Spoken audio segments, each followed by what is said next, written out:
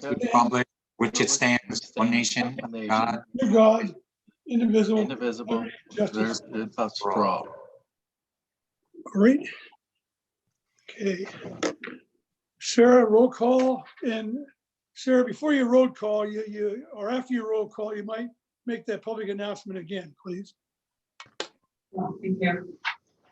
Okay, overall, Mayor Paxton, Here. Mr. Eisenberg, Present. Ms. Nelson, Here. Mr. Max.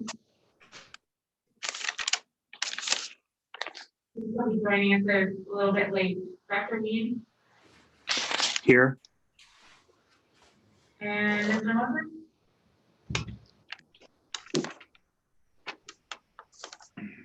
Mr. Moser Yes, here. Sorry, I couldn't hear you very well. and Mr. Christensen. Here. And so I announced earlier, we're having some technology problems with our streaming on our Variances onto the website. So for folks this evening, we do have streaming available. If folks go to our Facebook page, another alternative is to go to the front page of our website, cityofsicka.com, and on the lower right, there's a link where you can connect to our meeting via YouTube. And if folks have any questions or problems, our deputy clerk is listening from home. She can help you get connected, and her phone number is 747-1826. Thank you. Okay. Any correspondent or agenda changes? I hear none. So persons to be heard. Any persons to be heard, any item not on the agenda? Okay.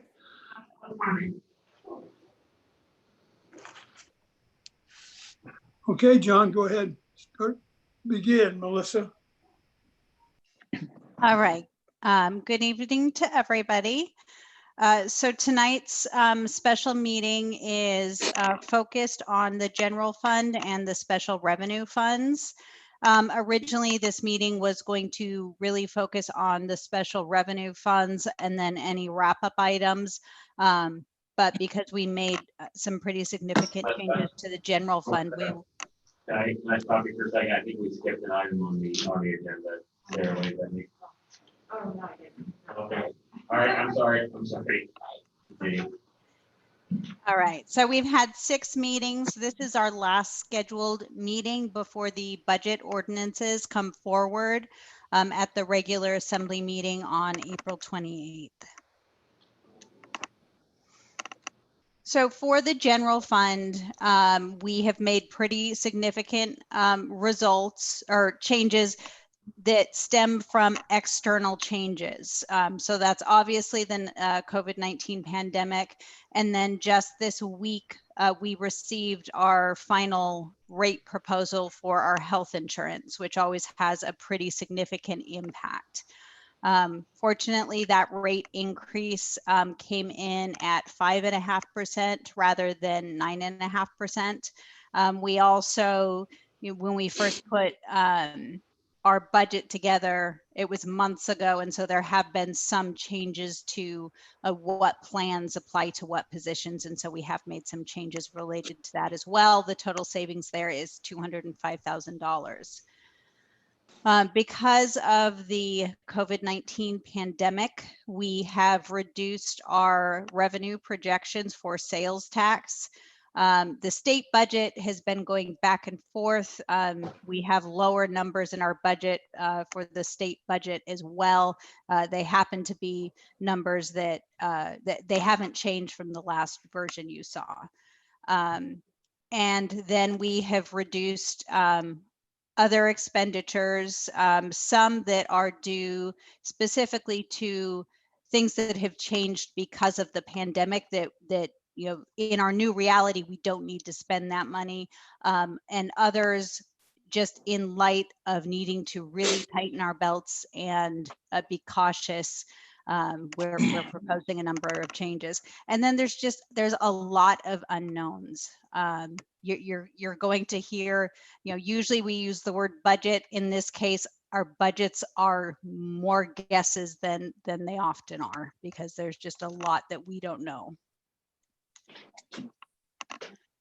So we have reduced sales tax revenue by 2 million. Again, we don't know what the true impact is going to be.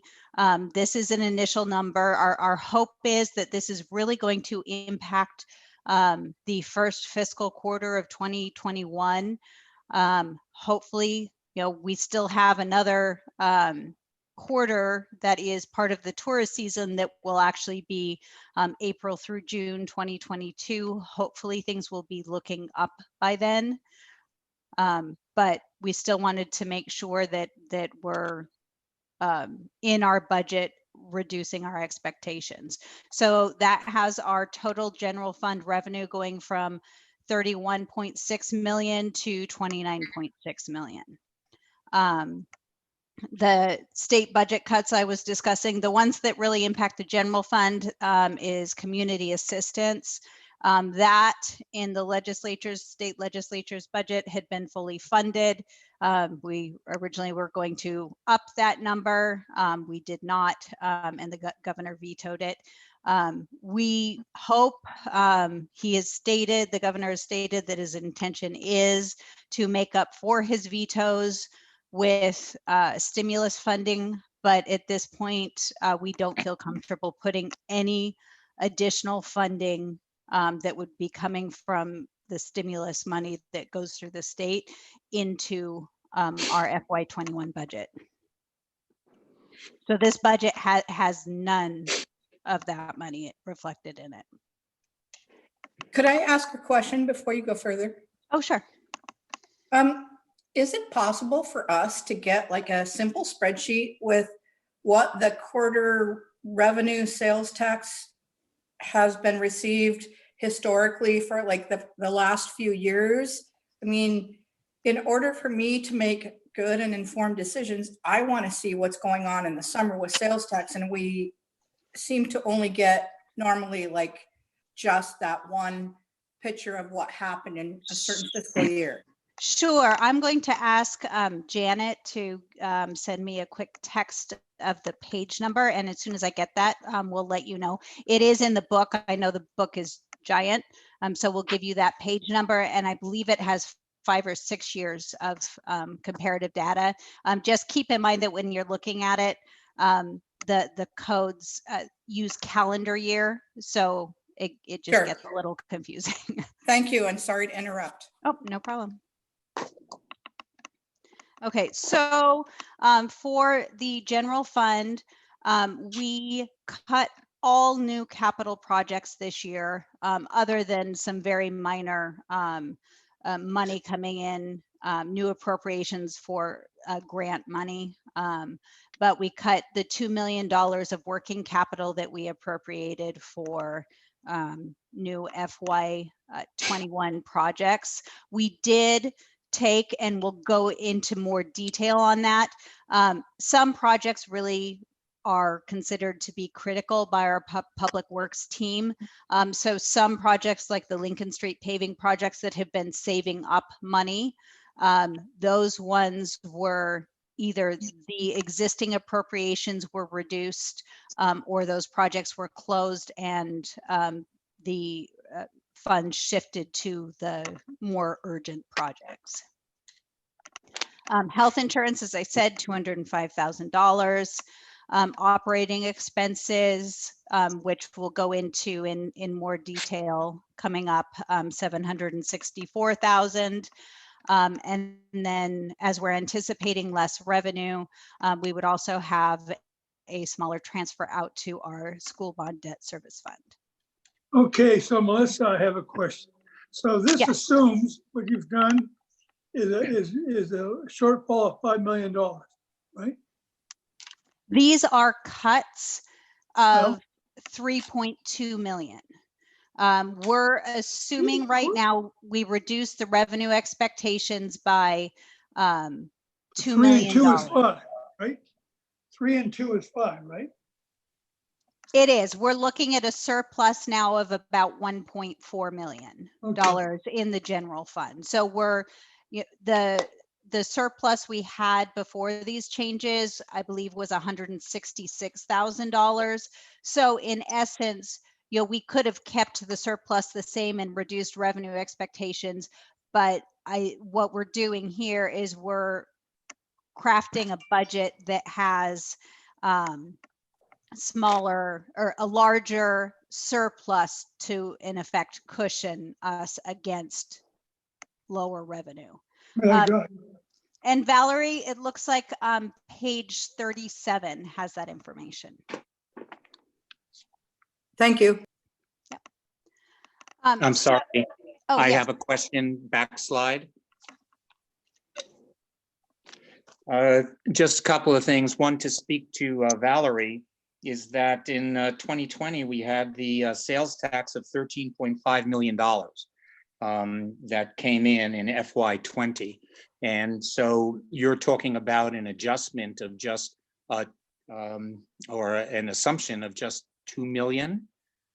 And I just don't know, with that amount of sales tax, I would like to see a complete breakdown of the various places the sales tax really does come from, because 2 million seems pretty hopeful.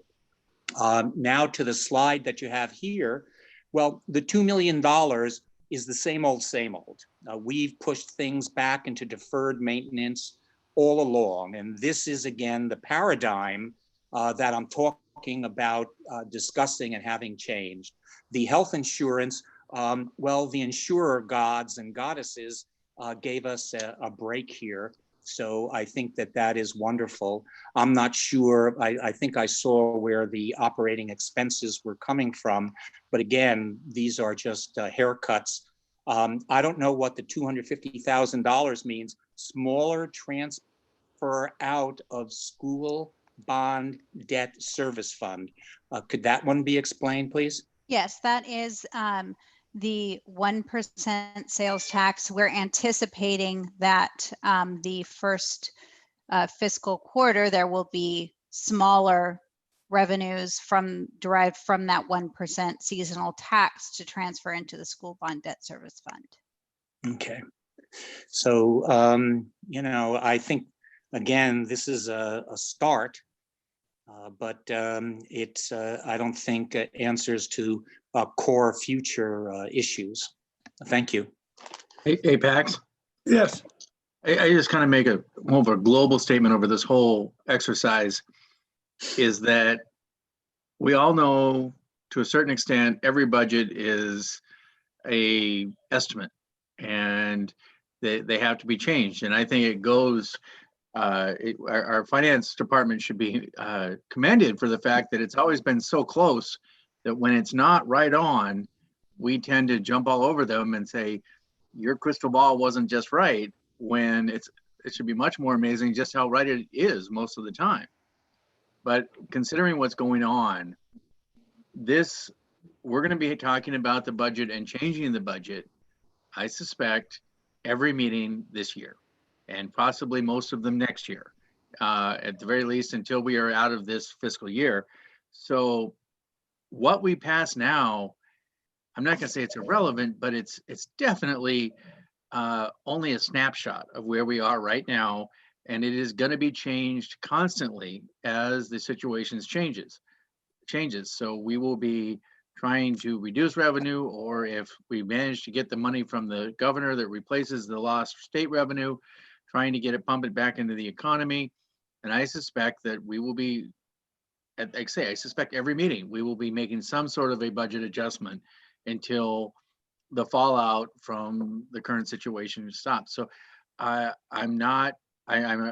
appreciating that they're trying very hard to anticipate what's happening, but to say, oh, hey, maybe we should be cutting more or trying to do more, it's going to happen no matter what we do.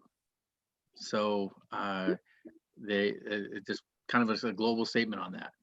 Yeah, I'm going to make a comment, Tor, and say, listen, my view is that the staff needs to keep it appraised on a meeting by meeting basis, but I don't see a need to make an adjustment unless something catastrophic happens for 2 or 3 months. It's going to be 2 or 3 months before I have any really good idea what the parameters are. And I just think it'd be a waste of energy to try to keep it meeting for meeting tour. Okay, let's go, Melissa, next issue.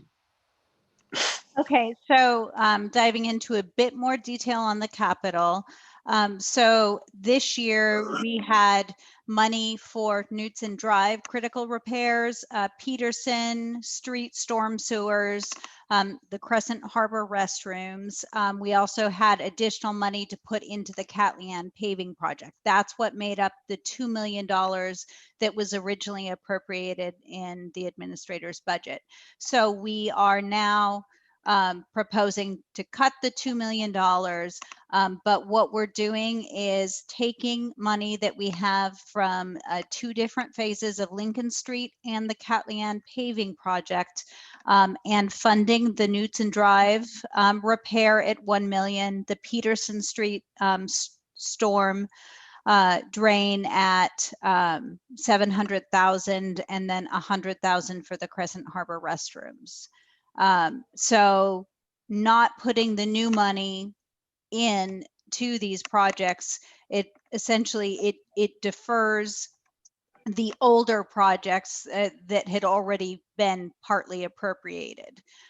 So it's reflective of needing to put money into these projects rather than the newer ones. So you can see this is the list of the priority projects. On the left is the original budget. You can see the $2 million that was funded. And at the bottom column, you see 4.197500 is the amount that was deferred. So clearly cutting $2 million, you can see on the next box increases that amount of deferred maintenance on those projects, particularly on the Lincoln Street paving, the Harbor Way to Harbor Drive, Jeff Davis to Harbor Drive, and Catlean. Melissa, I have a question on here, and this is going to be for John and Michael most likely. But when we talk about reallocating money to like Knutson Drive, have we looked at doing a local improvement district in those areas? And if we did, why didn't we go forward with it? And as far as I know, it has been discussed, but I don't know any details on that. Yeah, I actually don't know the answer to that question either. I guess Michael is on the line here. If he can chime in, if he can hear us, maybe he's got the answer. Okay, Michael Harmon here. Good evening, Mayor and Assembly Member. Can you hear me okay? I can, Yes. Okay, good. Thank you. Yeah, we did have discussions over the last year, starting with Mr. Brady, about doing a LID on that. And I don't think anyone thought it was necessarily a bad idea, but our direction that we were given was for the betterment of the community, and due to the pretty high cost of that and very few property owners really associated to it, that it would be too high of a burden for those property owners to be able to afford that. So we headed the route of taking care of it as city business. But you know, I would certainly be open to working on that, certainly, and maybe it's more of a split. You know, you don't have to go all the way with the million, but Yeah, that was going to be my next question. Is it possible to do an LID with a 50-50 cost share between the neighborhood and the municipality? it is in an LID.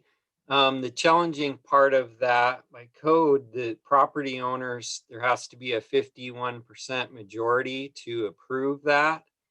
The other avenue you can go with it is create a district approach that's a different section of code, where it's more put upon them within that working district. They have to pay the fee And so there's different avenues to go at it. It's whether or not you want them to be able to vote, be part of the process, or kind of more or less forced upon that district. Okay, well, I'll definitely follow up with you and John throughout the budgetary process here. I think we have a little bit of time to continue this conversation, but I think we need to start coming up with some other ways to fund some of these capital projects that are going to turn into disastrous if we don't take care of them. So thank you for your time on this, Michael. I have a question for Mr. Harmon. Yes. Mr. Harmon. My question is, could you give us a little history as to what the Knudsen Drive critical repairs are, and just inform, I'll say, the listening public as to what that is all about. So a little history, please, and what the repairs are.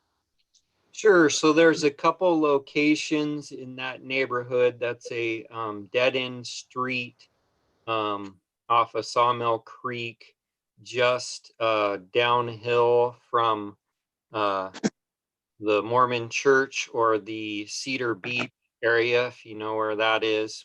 It's right next to Cedar Beach, goes up the hill, and there's steep topography that road is built upon. And there are two areas where the road is failing and sloughing and starting to slide down the hill. It needs to be stabilized. And we're monitoring that closely. One in particular is more of concern than the other in the fact that there is a home along the water below the sloughing hillside. So there's safety concerns in a private road below it as well. And the utilities are in that. So as that sloughs enough, and if the water line opens up in there and infuses a heavy dose of water into that hillside, it would drastically increase the probability that it could go more rapid pace. So keep monitoring it regularly. We have part of the road blocked off to keep loading off of it, and trying to keep rain runoff from infusing into the broken up pavement as well. But our utilities are probably the #1 risk factor there. So needs a wall built to stabilize both of those locations. And that's what the cost estimation is for. Well, what was the radio commentator who said, and now for the rest of the story? So thank you very much. Yeah, no problem. And I would just add that if we do want to make changes, we can always, our budget's going to come forward with this in it. If there is consensus that we might want to go down the path of the LID, it might be better to make a motion at this point. This is our last kind of working budget session before everything's put together to be voted on. And it could always be if further down the road we decided we did not want to pursue an LID, at that point we could reappropriate the money. Quick question then on that front then is Sure. if we did a motion to say that we want half of this to be covered by an LID, we would then have to go to the property owners? Is that correct? Sorry. I believe so, to see if we have the 51%. Yeah, Okay. there's two approaches to it. It's either the LID approach, which yes, you would look to get the 51%, or you make an improvement district through another section of code. There's a little bit different name to that, and I'm just not coming up with it off the top of my head here, in which that would just be required, period, as a utility payment, so to speak. So they don't get to vote on it. Okay, so a couple of quick questions. If we're going to go for an LID or either one, is if we went for an LID, how many property owners? So we're talking approximately $500,000, correct? the LID would be. Correct, at half, yes. So $500,000. And how many property owners are there? I think there's approximately 13 off the top of my head, and that's a dangerous thing. I'd have to get you an exact number on that, but in the ballpark.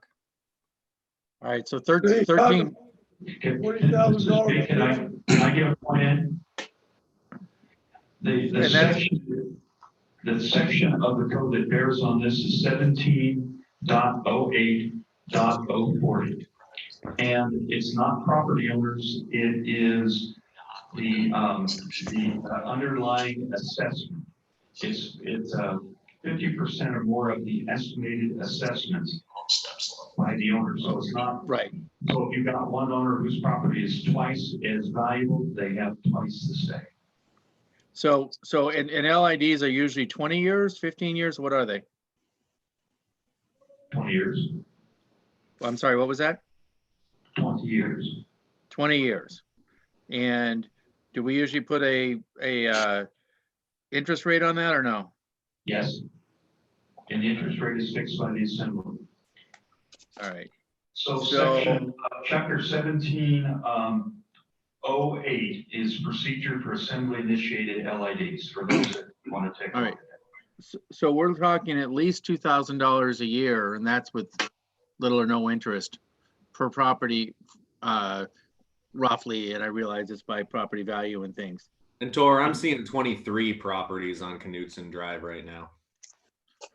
Okay, yeah, I mean, maybe that's more correct, but what I'm saying is that we need to, if we wanted to go the LID route, which frankly I'm not opposed to, because that is a private road, we need to say, okay, if you don't vote for this, we're not going to do it, because and it's a private road, and if we and be ready for those consequences, because otherwise they're going to vote no and say, well, if we vote no, then the city will just do it.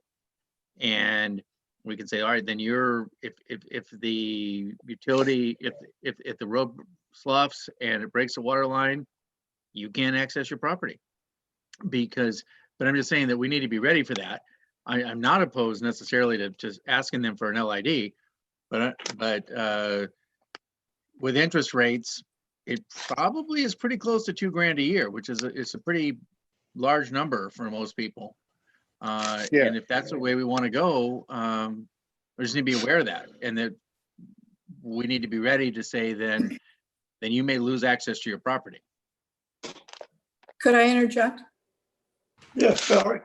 As somebody that has a background in construction industry and related to a guy that knows a lot about construction practices, I'm just wondering if this is a failure of what the city did, then yes, we should be held responsible. If we didn't inspect it good enough, or whatever the situation is, I don't know the history of Knutson Drive.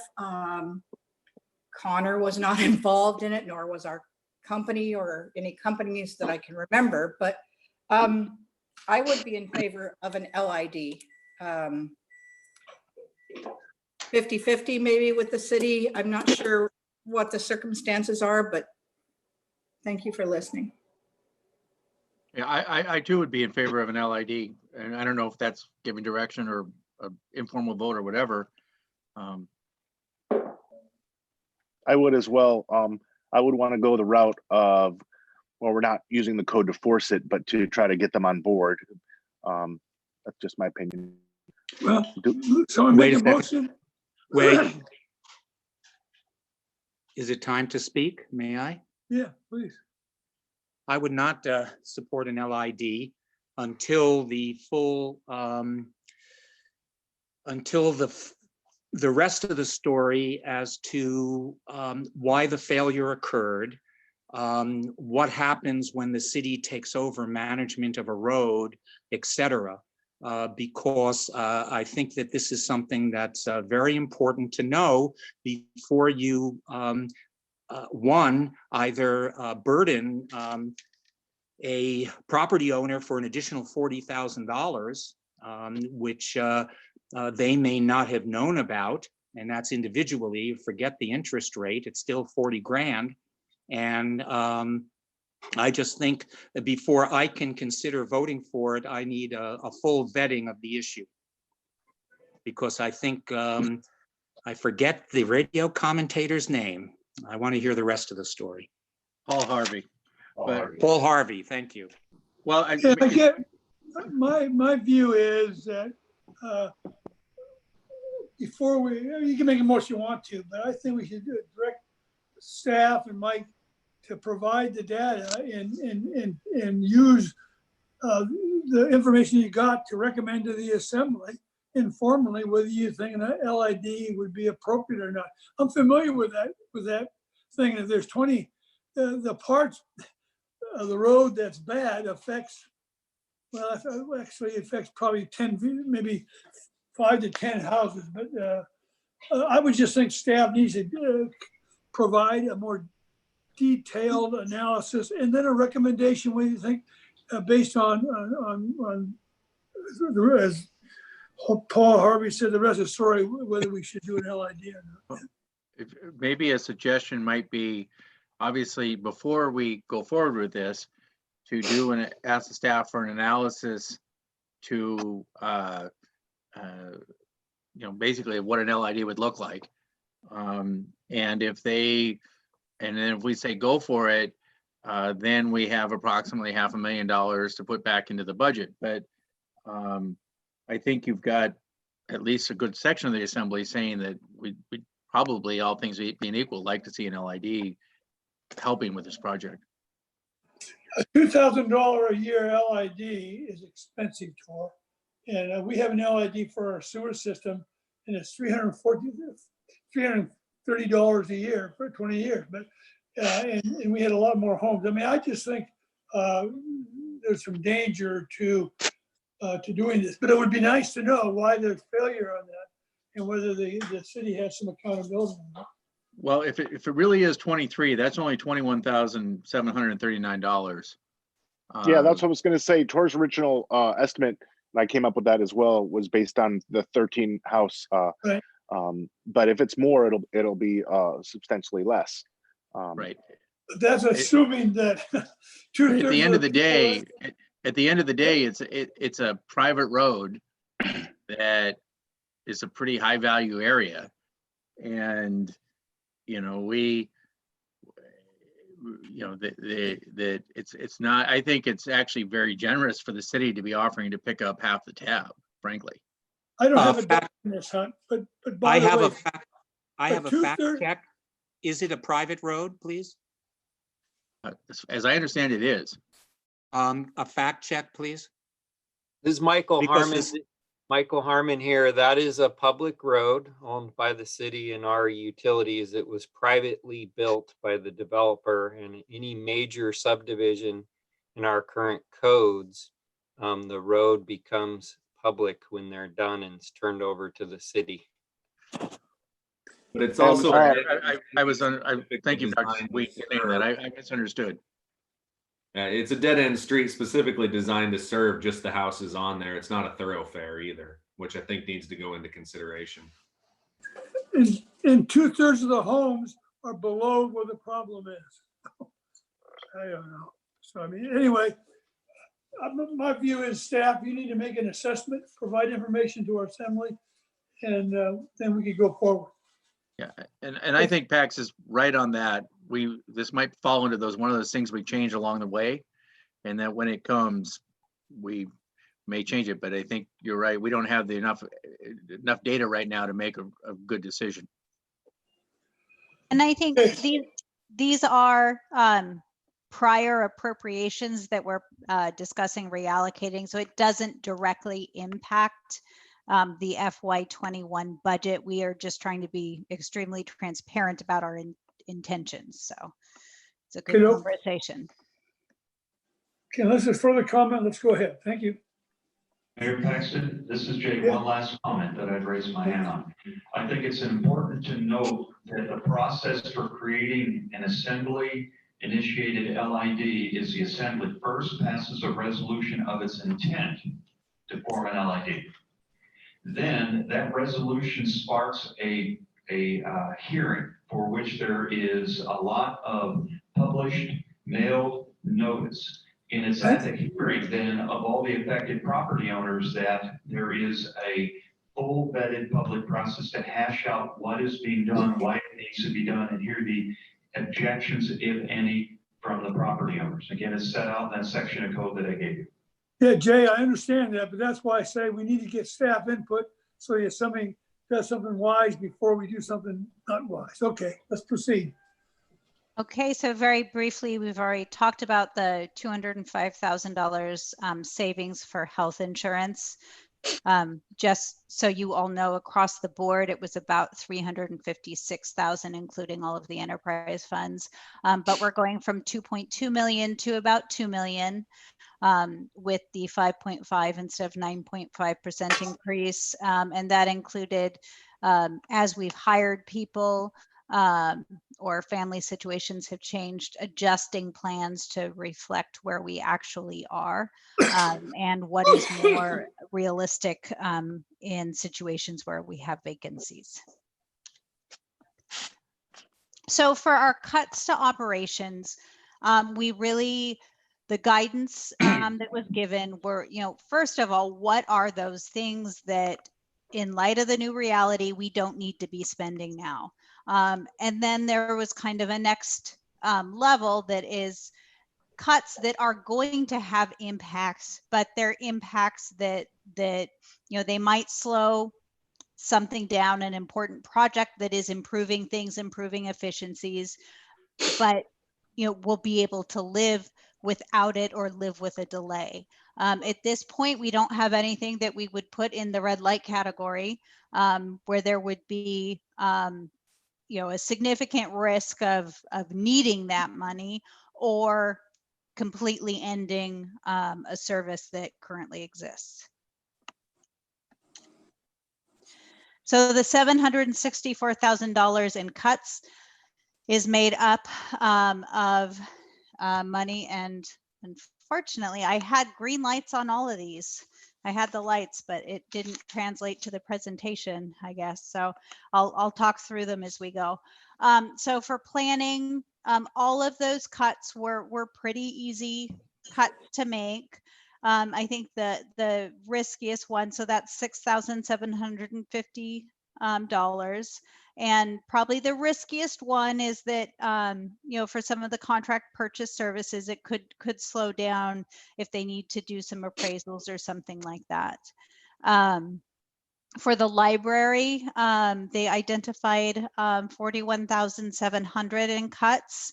All were fairly simple cuts to make, or travel and training. There's no travel happening right now. Conferences have been canceled, things like that. The harder cuts for the library were $15,000 in books and publications.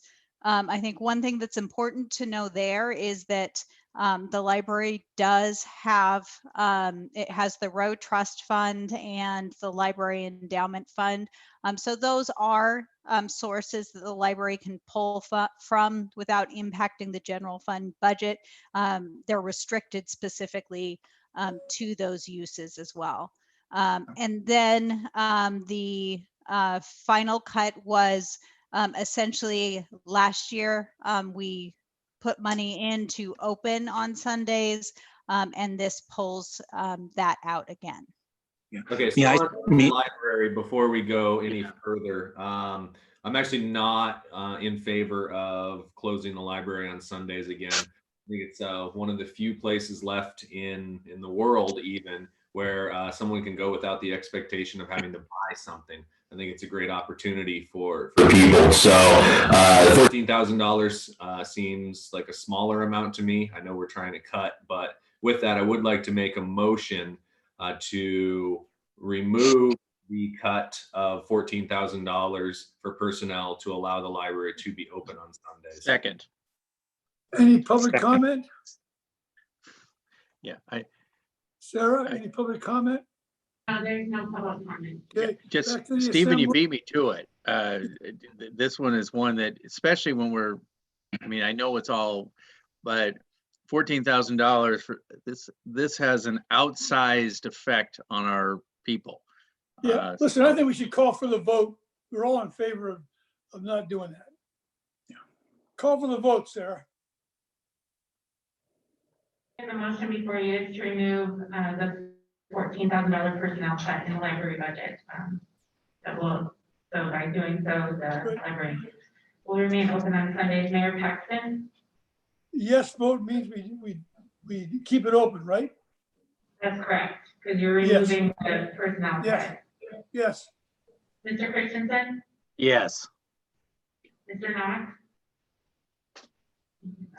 Mr. Mosier? Yes. Mr. Eisenberg? Yes. Dr. Mean? 1,000 yeses.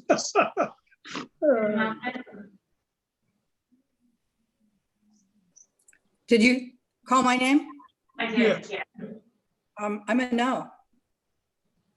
Okay, the motion on that item, it passes 5-1. Valerie, I apologize if I didn't give you a chance to speak before that. I'm sorry.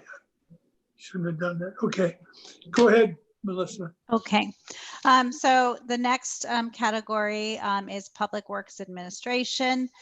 We have 2,000 in travel and training. These are all, green light cuts. 500 in supplies, 1,248 in dues and publications. Engineering has some bigger cuts. They have 96,823 in temp wages. This with the reduction in capital projects, as well as having one less engineer, felt pretty doable. The 2,000 in travel and training, and then the 66,400 in contract services. This one will slow down ongoing work to improve GIS and geotech studies, but it's one that can be cut.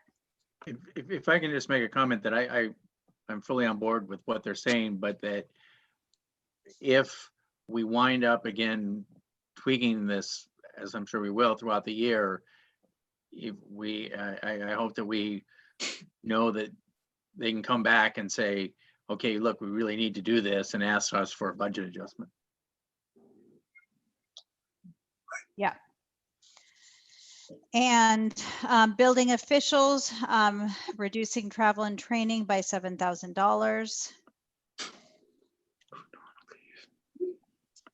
Streets and recreation, the majority of this is streets. 2,000 from travel and training for streets, 2,000 from recreation. The 96,822 is temp wages under streets.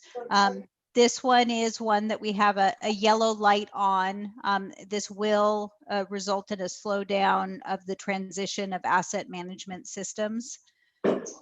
The contract services, which includes paving and parking lot striping. There will be impacts to not having this, but it's one that Public Works and Streets felt they could cut. 25,000 for street sand. This is one that we have as a yellow light. We probably have enough, but if we have an intense winter, this would be one where we could potentially be coming forward to the assembly because we have to have street sand. If I might, on the streets, this strikes me, if we're looking for a place to try and pump money into the economy, and we decide that we're willing to dip into reserves to do, this might be a place to do it. It might be, if we need to do it, to because these will be local people being employed who will be helping our economy. I'm not saying right now, but I'm saying that as the time comes and the weather gets better, we may look, if we're looking for ways to pump up the economy, to getting the street striped and so forth. I have a question for Melissa. Yes.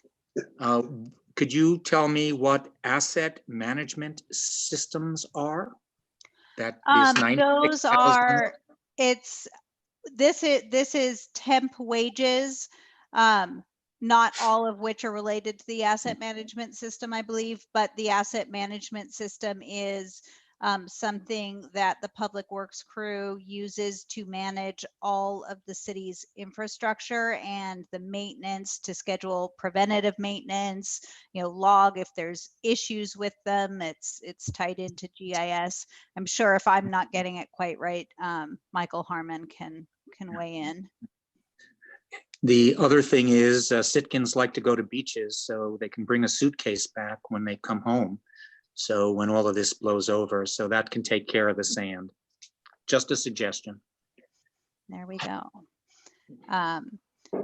So the last one there is $50,000 in drain maintenance, which is unanticipated repairs. So again, if there's, if there were significant unanticipated repairs, this one it's really taking cushion out of the budget, and if something did come up, we would have to come forward.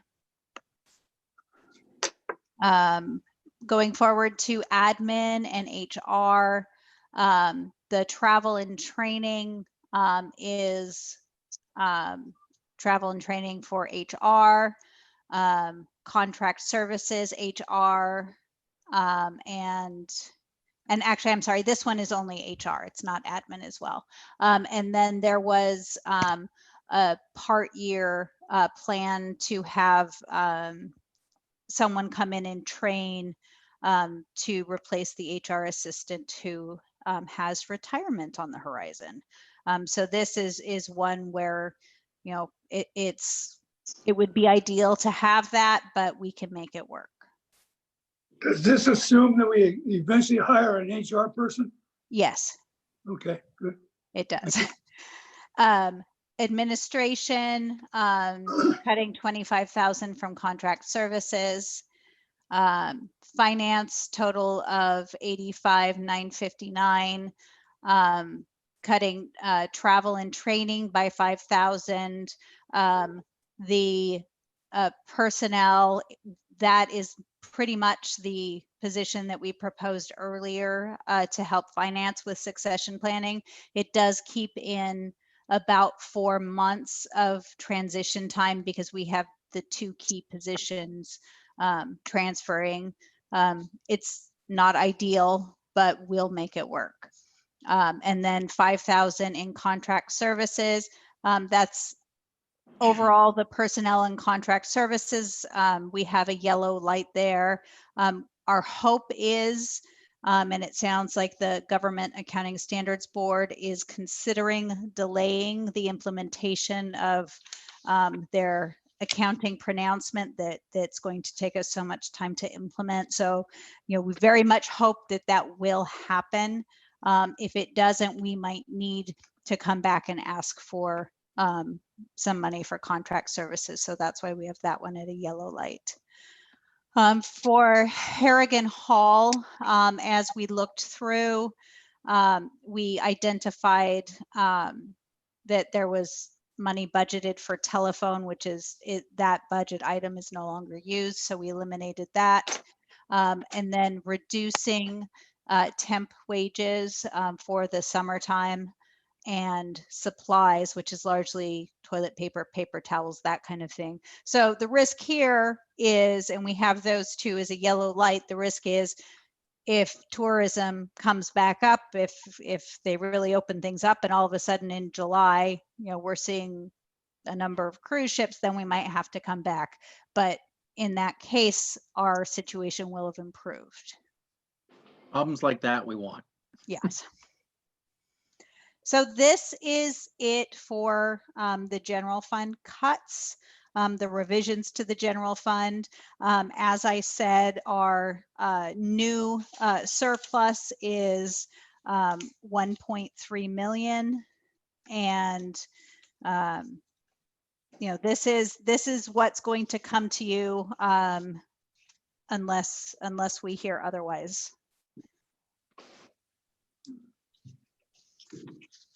Okay, next, go. Okay, so now we're moving on into our other governmental funds. So that's trust, agency, and special revenue. A lot of these are very small with minimal appropriations. We'll try to go through as quickly as possible, but just jump in with questions. So the cemetery agency. So again, this is it's a fund that the interest earned goes to a nonprofit that takes care of municipal cemeteries. So our fund balance at the end of last year was about 103,000. Our revenue expected for FY21 is 2,000, and our appropriation would match that.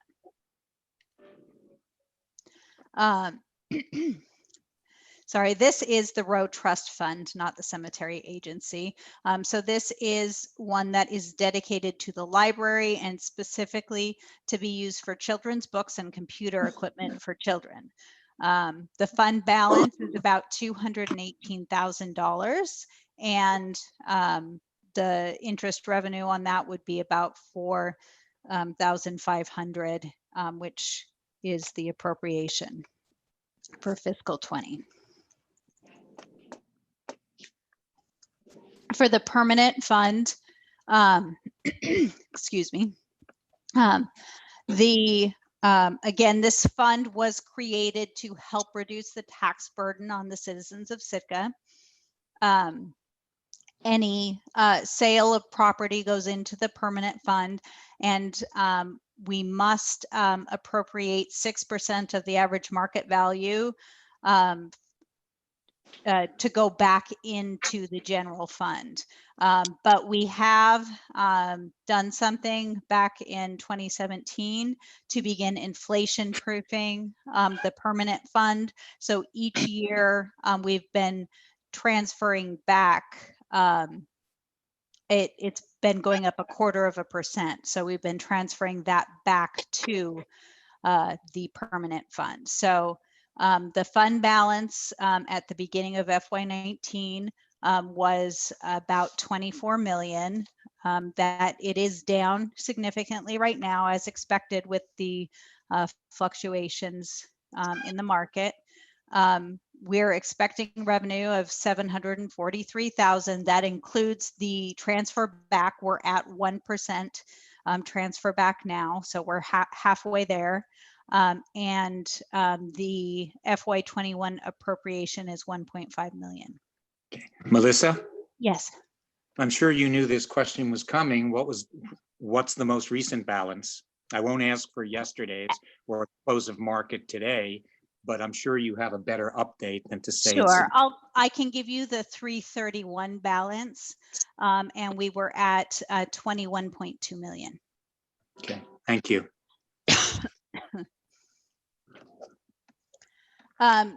Debt service for our school bonds, which I will mention, we're working with the bond bank right now, looking into possibilities of refinancing essentially all of our debt. Not all of it is going to make sense, but this is the amount that we have outstanding, and the debt service is based on not on anything being refinanced. So our fund balance at the end of FY19 was 2.4 million. Our total school bond debt at the end of this year will be 12.9 million. Right now, as you know, the state budget has been going back and forth. The state budget started at 50%, which is what we received this year. So that's about 35% of our total debt service. And then the legislature upped it back to 100%. Then the governor vetoed it. So right now we still have the 50% in as on the revenue side as our budget. We know that can change. We have enough money in the debt service fund that we can absorb a year, but we would certainly have to So make changes going forward. Melissa, a quick question. I was not real clear from the news. When the governor vetoed it, did he veto the entire bond reimbursement or just back to 50%? It is my understanding that it was the entire amount, but I am not sure. But he also has handed something out in writing committing to covering this. He and his team believe that this is something that can be covered with stimulus. So I left the 50% in here, knowing that this is something that we're going to have to keep a very close eye on and revisit. So our total debt service for FY21 is going to be about 2.4 million. Okay, moving on into the special revenue funds, we have our pet adoption funds, which had at the end of FY19 about $65,000. We expect to bring in about 2,000, and we have a $10,000 appropriation, which is reflective of higher use in FY20. We came to you a while back with a supplemental appropriation there. My only question is whose idea was the paw with the heart in it? I will take all blame for the presentation photos. And I will admit to not spending much time on them either. And I have a question as to Sure. why 2021 appropriation is 2,000 when we only expect revenue of 2,000. The fund is there. There's no restrictions on the spending. The 10,000 is because we have been using the fund more. And we also, we tend to budget very conservatively on the revenue side on this one. We often get, I think the Burgess's book, the proceeds on the book about Burgess went to this. So there was more revenue, in prior years. There's often unexpected things that come in. So, excuse me. The utility subsidization fund, this fund, as of the end of FY19, had 170,000. At the current rates that we have been receiving applications, and we've been able to fully fund those applications to the maximum, to go through another year's cycle, we would need to add $30,000. So that is money that comes out of the general fund. It's included in the transfers out there and then into the revenue here. Sorry. So the FY21 appropriation is 79,560.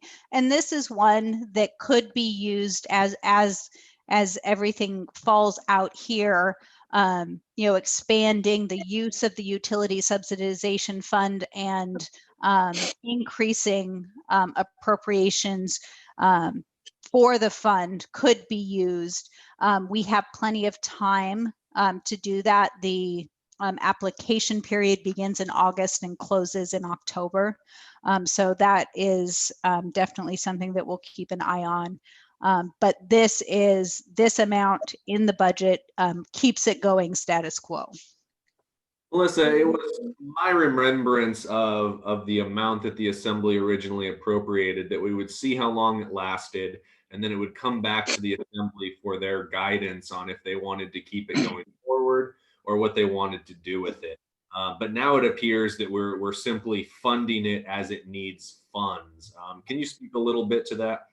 This is your opportunity here to make any changes. If we don't want it to go forward, we would just keep whatever is in there after the end of this next cycle, and that would mean that we wouldn't be able to fully fund the requests that come in if they come in at the same amount, and then it would be gone at the end of the next subsidization cycle. Okay, so John, for your benefit, I think this is a discussion that the assembly as a whole needs to have. That was my understanding when we originally funded it previously, that once we got to the end of the funds, it would come back to the body for a discussion. I'm not arguing one way or another if we need to fund it, but I think it's a discussion that we need to have in the coming months.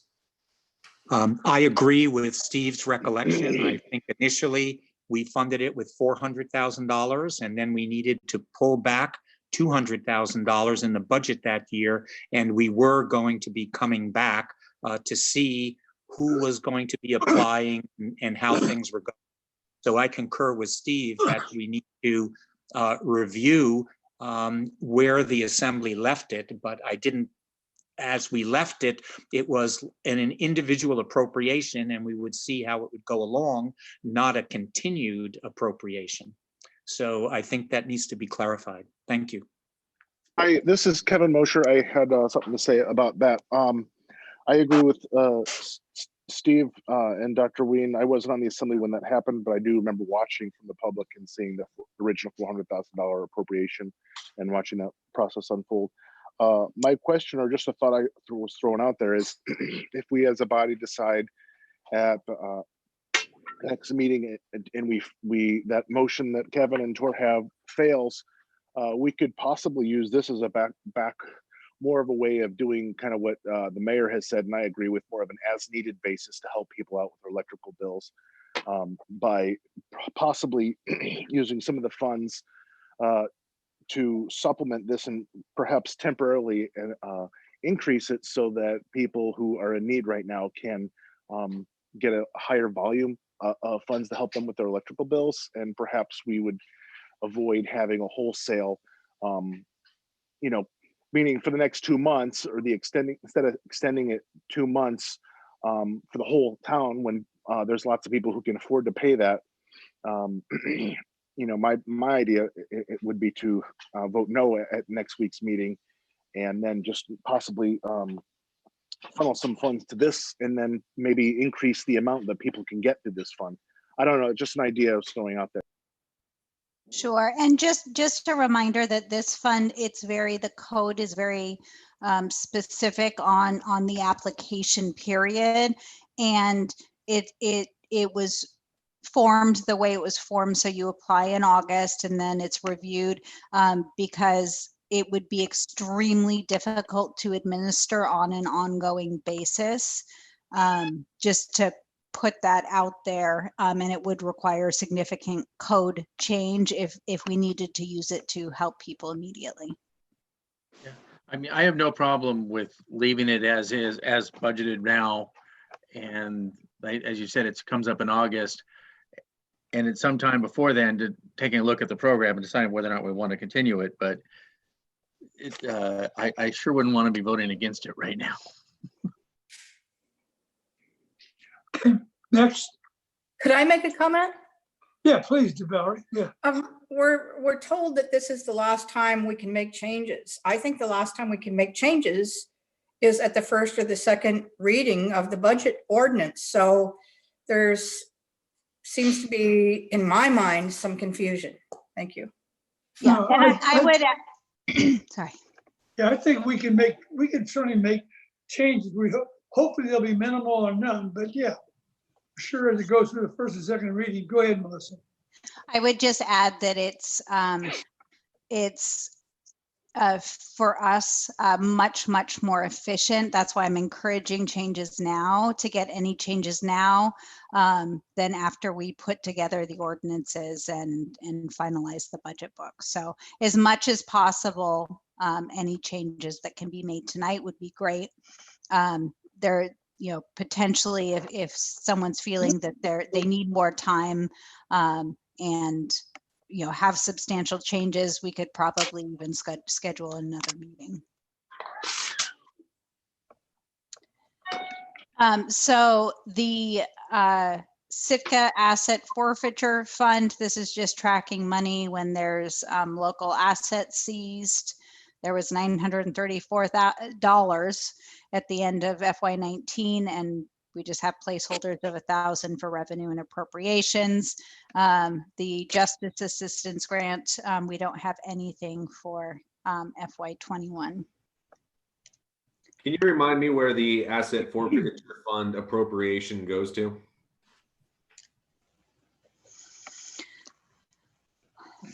I don't know off the top of my head. I can put a note to dig into that and let you know. Yeah, I wouldn't call it urgent, but I'd like to know who spends that $1,000. I'm pretty sure it's the PD, but I don't know I exactly. think it does by law. From what I understand, that anything PD that they by federal law, that has to be used by the police department. Yeah. Okay, yeah, not a high priority, but at some point. Okay. The library building fund, which there was a lot of money used for the library renovation project. Right now, the fund balance is at about $18,000. Expected revenue for FY21 is 1,000, and then we have a $1,000 placeholder for appropriations. The Southeast Economic Development Fund, the fund balance was 3.5 million, of which 2.2 million was available, not tied up in loans. There's 1.3 million in outstanding loans. We're expecting revenue of $50,000, and there is a $50,000 appropriation because the interest earned on these funds goes to the building maintenance fund. Melissa, on the outstanding loans, 1.3, how is all of that are solvent, or do we have some of those that are in arrears? No, those are all up to date. And it includes also internal loans, which I think is about 500,000. What do you mean by an internal loan, please? I believe it was the budget cycle 2 years ago, or maybe it was last year. We used this to help fund, I believe it was the records management system for the police station. It spreads out the cost for that department. How do they pay it back? Sorry, I don't know the answer.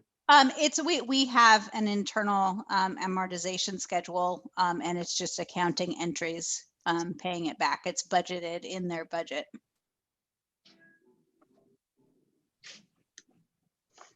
Oh, and Stephen, Janet let me know that the asset forfeiture is used for drug investigations. Thank you both for that. We then have our industrial park contingency fund set aside for environmental testing and cleanup of the industrial park. That had 625,000 at the end of FY19 and expected revenue of 11,000 and appropriation to match. Though that's one that we have not been using in recent years. I have to point out that this particular fund, we've already been given, I believe it's EPA, et cetera, and all of those interested parties that we have met the standards. So this money can be considered something that, for example, might be used in the haul out. Thank you. Good comment, right?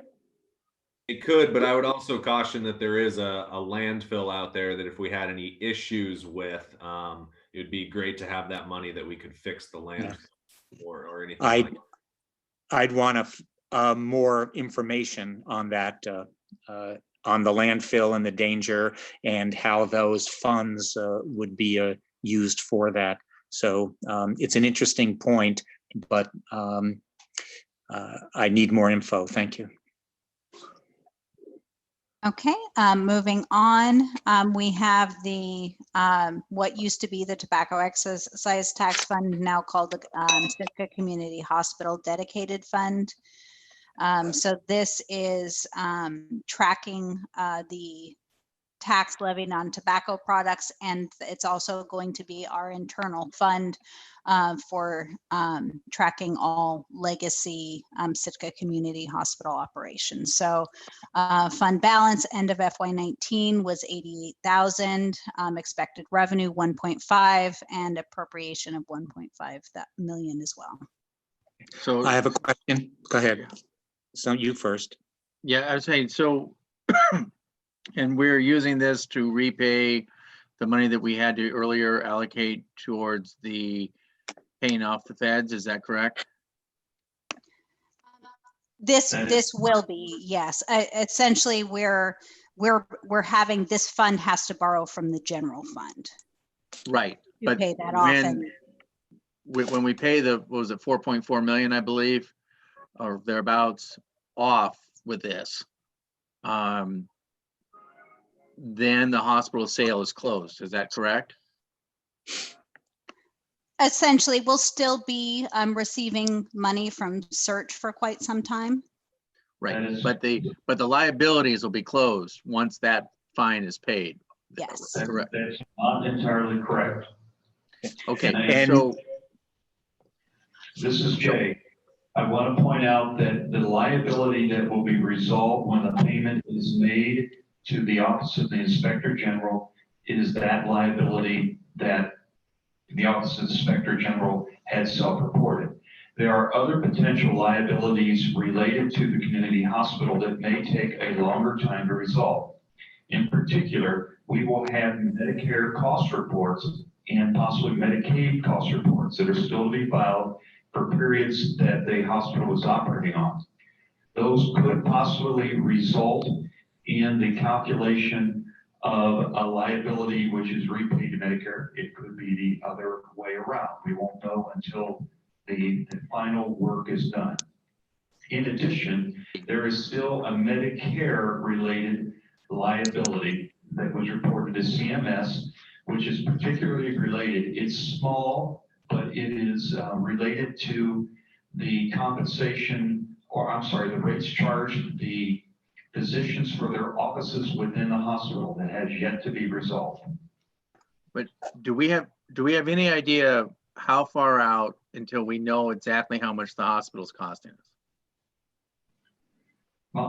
The belief that we had at the point in time that the hospital was sold is it would take several years for that to play itself all the way out. And I believe that that is still accurate, probably one more year. And then I think you're going to really start to have a really good feel.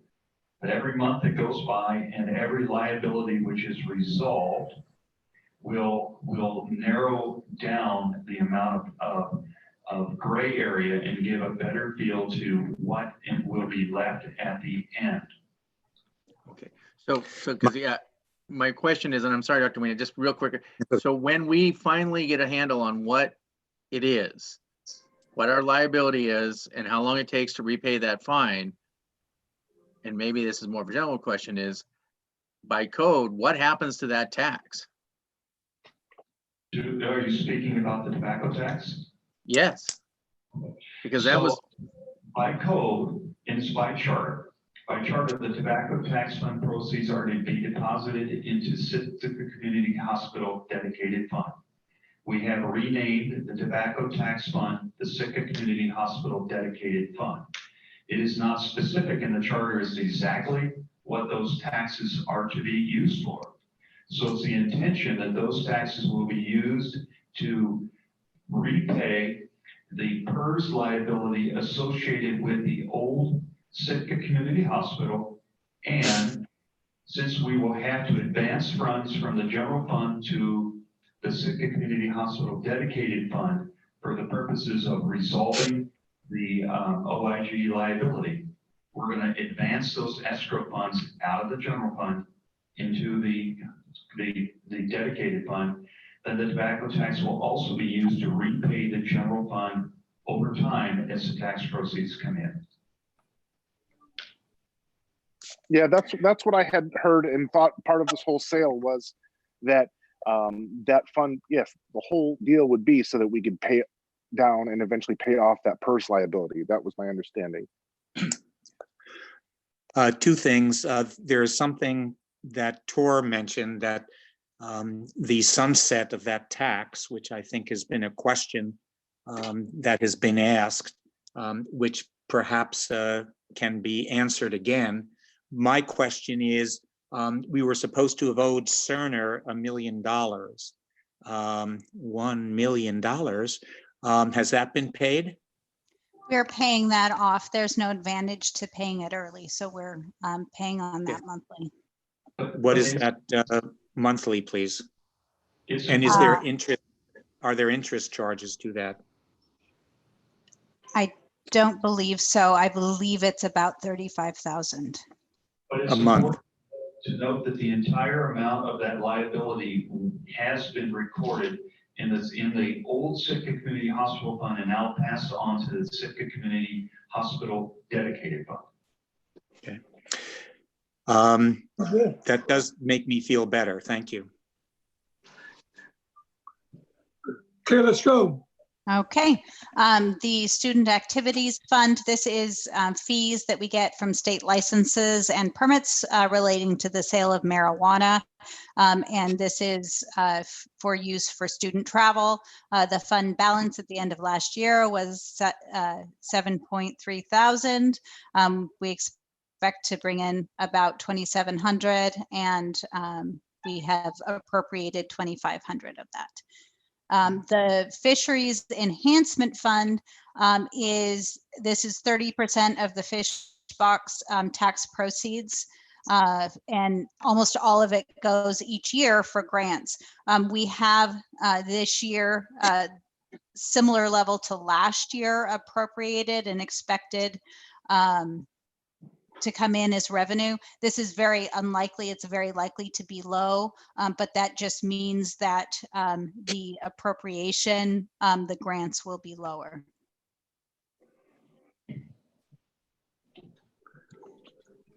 The CPET fund, this is the passenger fee remitted for cruise ship passengers. The use is limited. The fund balance is at 570,000. The revenue that we have budgeted is what we had budgeted before, 457,000. So that's very likely to come in lower. The appropriation that we have can be covered out of the fund balance, even if it does come in lower, but the appropriation is largely for we have some money appropriated for the Crescent Harbor restrooms for that capital project. But then we also have money appropriated for the bus service, which obviously if there's fewer passengers, there's going to be fewer buses, and we'll be spending less on that as well. The Visitor Enhancement Fund. This is another one we didn't change the budget, but it's very likely to change. Our fund balance is $261,000 at the end of FY19. And we budgeted 580,000 in revenue. That's very unlikely to come in. And then we have 540,000 in appropriations, which is the same level of appropriations that we have for FY20. If it comes in lower and we made an appropriation, could you give us an example of the appropriations for the Visitor Enhancement Fund? Isn't that the visitor? Yeah, yes, exactly. The bulk of the appropriations are the contract with the Sitka Chamber. We know that it is many hundreds of thousands of dollars. If are we able to cover it with our expectations? And if we are unable to cover that expense, where would the funds come from then? Dr. Lee, that fund, or I should say the Visitor Bureau contract, is a two-tiered contract. They have an initial amount of which they receive of $300,000, but then beyond that, they come back to the assembly and present their marketing plan and make a case for additional funding. that would be the spot that I think you would go to, is to reduce the amount that, and then second allocation for the marketing plan. And if necessary, then if, let's say the entire amount, if it's dire, and the entire amount of the marketing plan has to be gutted, then it may well be to look at restructuring the original contract to a lower amount. That would be my recommendation. Does the monies that we give for visitor enhancement at Harrigan Centennial Hall come out of this fund? I don't believe it does. I think it did originally the first year, but I believe it's just appropriated out of the general fund in FY21. Thank you. Next. The next funds relate to LIDs. So this is the revolving fund is working capital available to use the cost of LIDs. There's 1.2 million fund balance as of the end of FY19, and we expect to revenue of 24,000 and similar appropriation. And then we have the Guaranty Fund, which is to guarantee debt service for any bond issuance for LIDs, which we don't have any at this point, but the fund balance is 279,000 and we have 6,000 in revenue and appropriations. The next is the Library Endowment Fund. So this is another one that could be a source for the library to use to purchase supplies. The fund balance is $255,000. We expect to bring in $6,200 and have a $5,000 appropriation. The bulk water fund is used to track revenue and expenses relating to the sale of bulk water. The fund balance at the end of FY19 was $840,000. We expect revenue of $18,000 and have appropriations of $30,000. And that's it for the special revenue funds. Again, this is our final working budget meeting before the ordinances come forward on April 28th. You know, we didn't talk about any of the enterprise internal service funds, but you know, we certainly could have any changes. You saw on the change sheet that was sent out that the vast majority of our funds did have changes due to the health insurance, but those were the only changes. And in all cases, there were reductions to expense. I just wanted to add that Kevin Knox just joined us.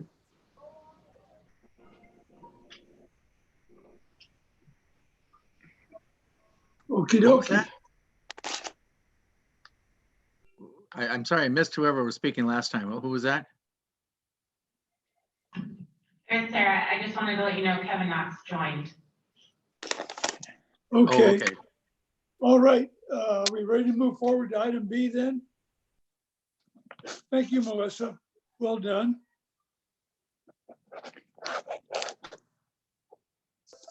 And now we're going to item B. May I have a motion, please?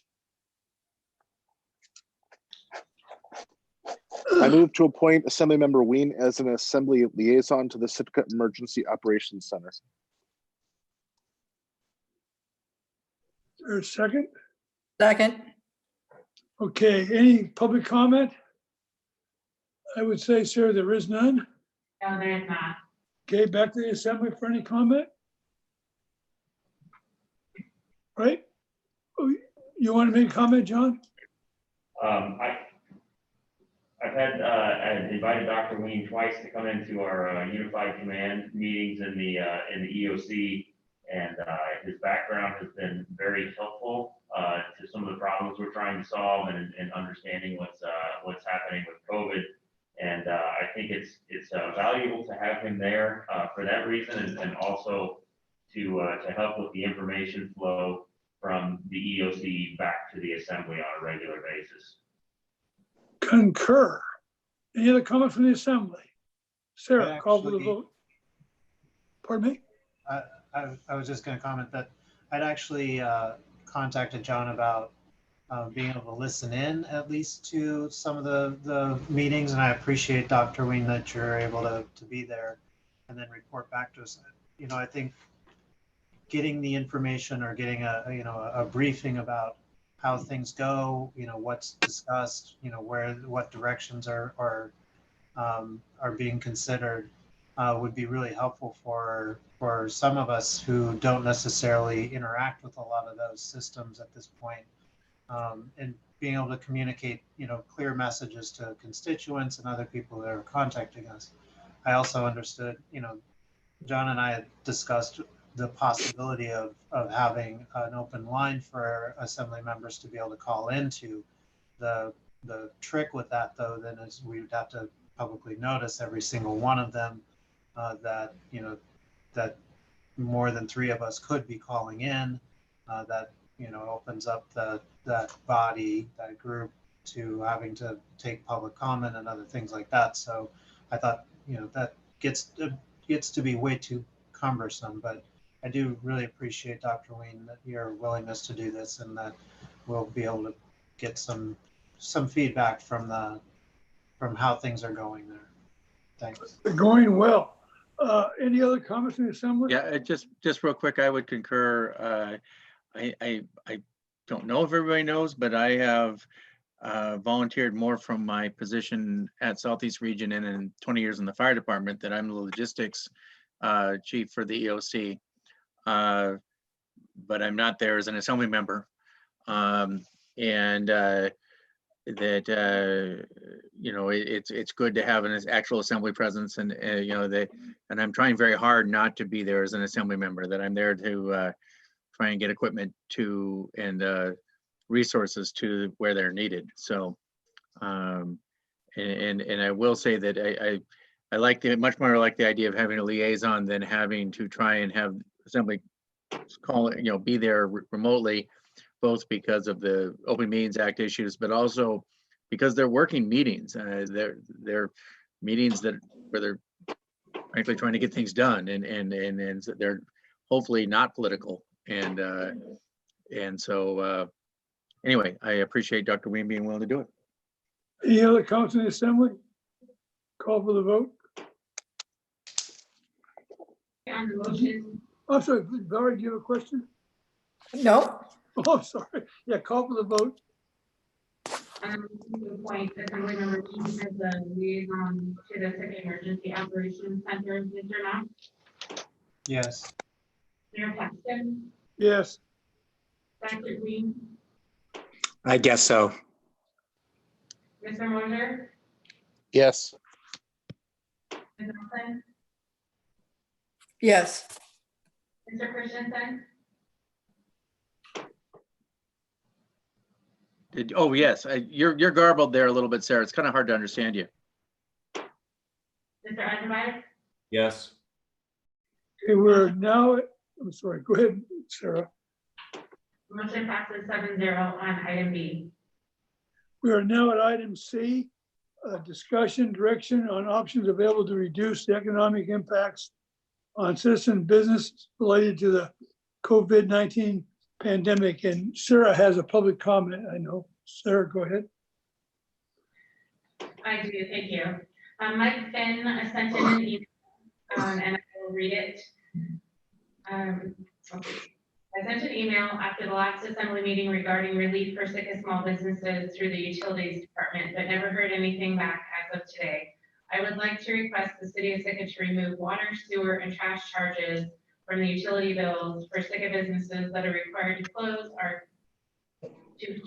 or are considered non-essential and have to close. When applying for the COVID-19 relief programs, you are required to use 75% of the grant for payroll, usually not leaving enough for rent and other expenses. Businesses are already losing profits and will struggle to get through the winter months with minimal or no summer season. Thank you for your consideration in this matter. And again, that was from Mike Finn. All right. Sarah, can you email us that? It was a little bit hard to hear you and I'd like to be able to look over it. Thank you. Okay, we're now up for discussion and direction on what we want to do to reduce economic impacts on the COVID-19 pandemic. Well, if I could go first. Go ahead, Valerie. Yeah, please. I said earlier, I would make motions or directions that I hope I can get 4 votes on. That number one, so my motion would be to delay the property tax appeal deadline from April 15th to June 15th. Second. Okay. Other Valerie, you got other ones, Valerie? Well, I think we should do them one at a time. One at a time, okay. Good, good. If an ordinance is needed, I think Mr. Assemblyman Christensen said he would co-sponsor. I don't know if we have to have an ordinance to accomplish these. I'm sure our attorney will advise, but we need to move on these now, I believe. Thank you. Okay, yeah, I agree. We should do it one at a time. Public comment, Sarah? Before we do PACs, can we know, is the attorney there? I can't see in the corner. Do we have to have an ordinance for this?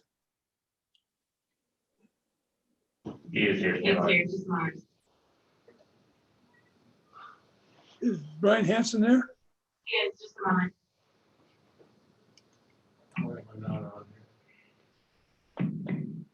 Like I mentioned before, I don't know. We're gonna decide whether it's self-effectuating or not. And I will find that out and get it right away. Okay, but it's been a motion first and seconded, no public comment, so it's back to the assembly. Right, if I could, Sure. if I could step in, then Sure. I think we should put on an ordinance for first reading on our meeting next Tuesday, because Sarah said she could do it, and hopefully Mr. Christensen will co-sponsor if we get 4 votes to do this. Thank you. Thank you, right? Other comments from the assembly? Call for the vote. The motion before you is to delay the property appeal deadline from April 15th to June 15th. Mr. Christensen, Yes. Dr. Weedham, Yes. Mr. Eisenberg, Yes. Ms. Nelson, Yes. Mr. Knox, Yes. Mr. Mosher, Yes. Mayor Pat. Yes.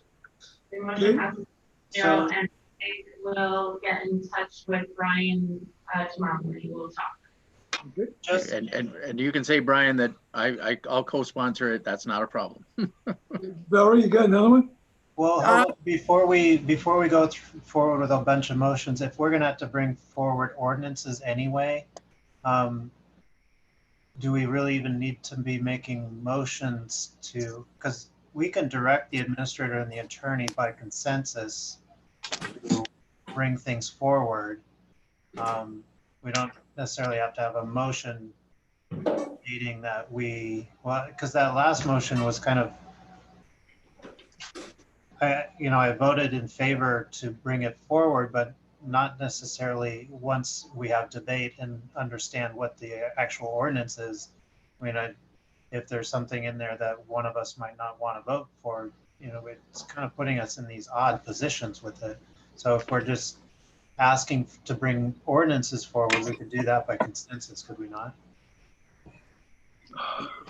Well, the thing is, we don't know if each one's going to need an ordinance, so I don't see the harm in having people bring up motions right now, and we can discuss with them one by one whether we think they need an ordinance. Okay, fair enough. Okay. Yeah, I mean, I would say that if Brian says what we did was good enough, then we're good. And if not, we'll have an ordinance. Okay, Valerie, next. And I would comment that during the work session, and I don't believe you were there, Mr. Knox, we did discuss these at length, 45 minutes, about things that we could come together on, and the fact that we don't know if they're going to take ordinances or not, because if the state, passes their mandates, then as a home rule municipality, we just follow what the state does. I mean, those are directions that our attorney should be giving us. But if we need an ordinance sooner rather than later, in light of what's going on, because as I said in the work session, a lot of small businesses only have like a 30-day cash reserve. So they're on the edge of failing. And if they don't open back up, we're in dire straits. Thanks. And I apologize for not being here earlier. I had a board meeting I had to be at, and I got here when I could. You have another one, Valerie? I do. The next one relates to the city sales tax. I would like to make a motion that we push the filing date back for 2 months, or the due date for the city sales tax returns, and waive any penalties and fees for late payments as long as they are filed by what would be the due date of June 30th. Second. Sarah, we have any public comment? No? No.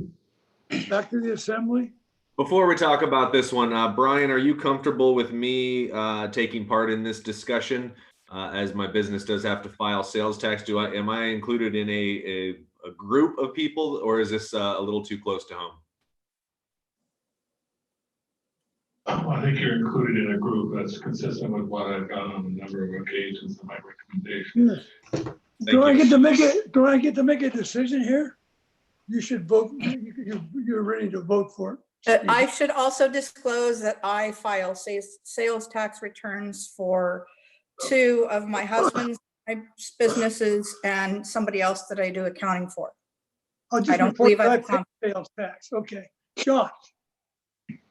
Just one bit of information I want to throw out there for consideration, and I know this is a motion just to direct the administrator and staff look into the options. One important thing to remember, just as we came out of a general fund budget talk, is that if we extend the filing deadline and extend the collections of the sales tax, that's going to also have a delay on the revenues that we had planned into the general fund. Noted. Other comments from the assembly? My response would be, it would be a delay, Administrator Leach. However, if we say June 30th, it's still going to be in before the end of our current fiscal year. The comment? I have a comment. Yeah. Is there any fiscal note to this as what the implications of a delay would be from a financial point of view? Jay Sweeney, Jay still here? Yes, he is. He's coming forward. Okay.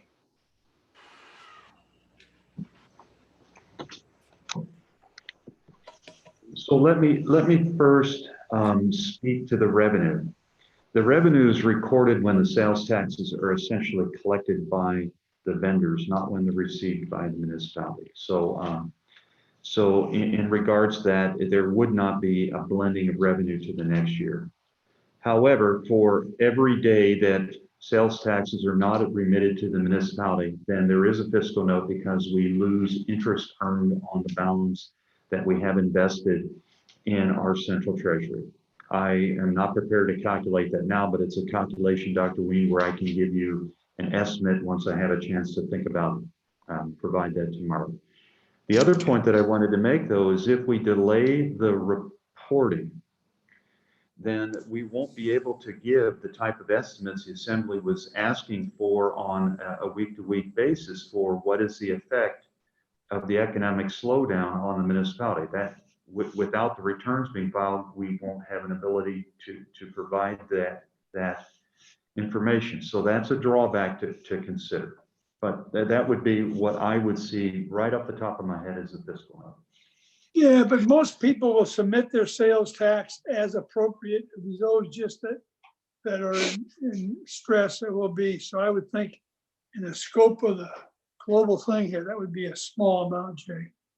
Well, and if I could respond, we aren't going to know how much it impacts because This is only for the first quarter through March 31st. We didn't start hearing about the pandemic and how serious it was until like the second, or, you know, like the 15th of March is when it's like, I'm in St. Louis and yeah, it's crazy. I probably shouldn't have gone, but you aren't going to know how bad it is until the second quarter, which is the city's fourth quarter of the fiscal year. And those returns aren't even due until what, July 31st. So I think it's mice nuts. Thank you. If Other I might, comments? I just Yeah, say, might mention that the lack of putting it into our fund right now and not having it collect interest might actually make us money. With the Dr. current Wayne? market. I just wanted to say that sales tax is money collected from consumers. And so in essence, it represents, by delaying it for 2 months, it represents a loan depending on what people have received, which may be quite minimal. And so this is one of the ways that some of the pain can be eased on potentially a minimal amount of loss. I would like to follow up with Jay for him to, if he could put his pencil to it and give an estimate in the future, I'd appreciate that. Other comments from the assembly? Call for the vote. On voting on this one, Pardon me? on voting on this, we're voting to direct staff to go ahead and make the shift, or are we actually, are we going to bring an ordinance forward on this one? I believe we're directing staff to do it. Just to do it. And if an ordinance is necessary, then it should be on for first reading Tuesday. Earlier, Brian Hanson mentioned that this may already be decided by the governor, if which so we won't need the ordinance. But yeah, okay. Are you ready to call for the vote? Yes, do it. That's for the property tax assessments, Mayor. Sales tax is a different issue. Okay, thank you. Call for the vote, Sarah. And the motion before you is to push the filing due date back for first quarter sales tax by 2 months to the end of June and waive fees and late payments. Dr. Ween, Yes. Mr. Knox, Yes. Mr. Eisenbach, No. Mr. Mosher, No. Mayor Paxton, Yes. Ms. Nelson, Yes. and Mr. Christensen. Yes. Okay, Motion passes you on that item. do we have other items that you want to bring forward in regard to trying to help our citizens? I had other ideas, but from the work session, I didn't get that, there would be like 4 votes. But I'm hoping that we can find out if there are economic development funds. And I know we got a spreadsheet from Jay earlier saying this or this is available. But if there are businesses that are truly, truly fumbling or on the brink of failure, for crying out loud, we virtually gave $500,000 to Baranoff Island Brewing Company. We've got to figure out a way that we can help these people if there is a chance they can reopen after all this craziness is gone. Yeah, I was gonna say, I don't have a motion ready to go, and I'm not sure I could get something together in time for tomorrow, but possibly the next meeting. But I think we have about maybe a week and a half or 2 weeks to put together something like Valerie's talking about, where I guess Sitka version of the CARE Act. And Valerie, if you want to contact me, we can maybe work something out. I don't think it's something we could put together overnight. But that I also think something like that, we might have a little bit more time, but I think we should be looking at doing something like that. I'm not I have some vague ideas and nothing I really want to talk about publicly yet, but that I think we could do something like that. And obviously, I think it's no secret that I think we should be doing the electrical rate pushback, and we'll talk about more of that on Tuesday. But that I think there's some things we can do. I don't know what we can do at this meeting by just a simple vote, but I think there's definitely some things we could do. And like I said, at the work session, I'm more than willing to co-sponsor just about anything to at least talk about it. I am noted. Valerie, you had something else you want to say? Well, I was going to say, perhaps we could, I know that, you know, the official formal deadline is like Wednesday at noon, but perhaps we could add another discussion direction item to the meeting Tuesday, you know, towards the end. I know it's probably a fairly full agenda, but, you know, after this comes out in the paper, there might be more people that come forward with ideas that, you know, wouldn't hurt the city's purse strings too much. Other comments from the assembly? Yeah, Mr. Mayor, this is Kevin Mosher. I was just going to say I had mentioned one of my ideas was to institute a sales tax free weekend once a month. I do want to do that at some point. I just don't know if tonight's the night to make that motion because I don't, you know, people aren't really supposed to be going out much unless they absolutely have to anyway. So I just want you to know that's something that I'd like to be bringing forward, and I'll probably be talking to some people Well, to see. I think if you got a co-sponsor, you could get it on the, not on the agenda next week, but the week after, we could pursue those. I think we got to be cautious about how we dispense money for people. If they, I've got an open mind about it, but I think we just got to be cautious for doing that. We do not have a bottomless pit. If anything. Oh, no, yeah, I agree 100%. I think that Valerie's idea of having the work session was a great one.